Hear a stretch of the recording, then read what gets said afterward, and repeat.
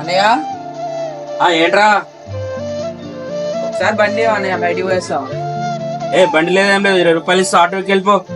ఏంటి మా అర్జెంట్ రమ్మన్నావు? మ్యాచ్ దొబ్బిందిరా. ఇవాళ కాదు నీ డబ్బులు ఇవ్వకపోతే ఇంటికి వస్తాంటు ఏం చేయాలో అర్థం కావట్లేదు.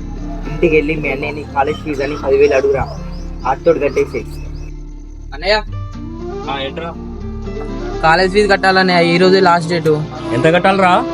10,000 కట్టాలన్నయ్య. సర్లే నేను చూస్తాలే, వెళ్ళి నువ్వు. సరే అన్నయ్య. రామ్ అరే, ఎగ్జామ్ ఫీజు కట్టాలన్నావు కదా, తీసుకెళ్ళి కట్టు. అరే అన్నయ్య డబ్బులు ఇచ్చేసిద్దాం. అవునా, సూపర్ మావా. కట్టేసిద్దాం పరా. అరే అన్నయ్య బండి అక్కడ ఉంది, పదరా మరి అడుగుదాం. మామా. ఏంటి బ్రో మన అన్నయ్య బండి మీ దగ్గర ఉంది? ఆవురా మళ్ళీ చేస్తా.